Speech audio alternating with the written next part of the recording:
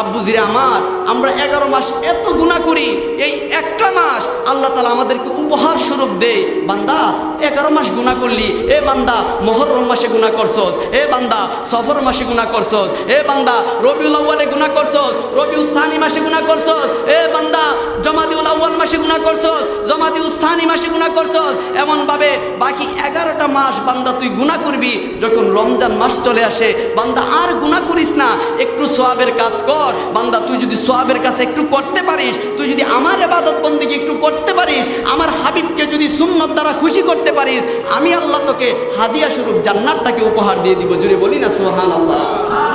বুঝিরা মা, এই যে 11 মাস আমরা গুনাহ করি, এই 11 মাসের গুনাহটা আল্লাহ তাআলা রমজান মাসের উসিলায় 11 মাসের গুনাহ আল্লাহ মাফ করে দেয়। জুড়ে বলি না সুবহানাল্লাহ। আল্লামা ইবনে জাওজি রহমতুল্লাহি আলাইহি কিতাবের মধ্যে লেখেন, হযরত ইয়াকুব নবীর 12টা সন্তান ছিল। কয়টা সন্তান? 12টা সন্তান ছিল। হযরত ইয়াকুব নবীর এক সন্তানের নাম হলো হযরত ইউসুফ আলাইহিস সালাম। এই হযরত ইউসুফ নবী আল্লাহর এমন পয়গম্বর ছিলেন, আল্লাহকে ইবাদতের দ্বারা এত খুশি করেছেন, আল্লাহর বন্দেগী করার দ্বারা আল্লাহকে এত খুশি করেছেন। আবার অন্যদিকে হযরত ইয়াকুব নবীর বাকি 11টা সন্তান ইবাদত না করার কারণে আল্লাহকে কষ্ট দিয়ে ফেলছিলেন। হযরত ইয়াকুব নবীর অন্য 11টা ছেলে আল্লাহর হুদত করে নাই, সেই জন্য আল্লাহ ওদের প্রতি নারাজ হয়ে গিয়েছিল। কিন্তু শেষ পর্যায়ে হযরত ইউসুফ আলাইহিস সালাম বলেন, আল্লাহ আমি তো তোমার ইবাদত করি, আমি তো তোমার বন্দেগী করি, আল্লাহ আমার খাতিরে আমার দিকে ছায়া, আমার 11 বাইরে তুমি মাফ কইরা দাও। আল্লাহ বলে, হো ইউসুফ আমার পয়গম্বর, তুমি দোয়া করার কারণে তোমার 11টা বাইরে আমি আল্লাহ মাফ করে দিয়ে দিলাম।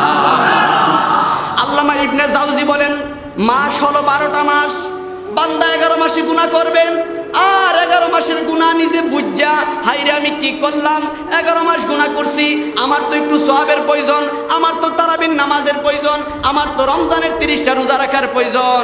বান্দা যখন আমারে খুশি করার জন্য এই রমজানের হক পালন করে, ঠিক আল্লাহর তাআলার কাছে এই রমজান মাসটা বলে, আল্লাহ 11 মাস বান্দা গুনাহ করছে ঠিকই, আমি রমজানের হক পালন করছে, আল্লাহ আমার রমজানের দিকে ছায়া বান্দারে মাফ কইরা দাও।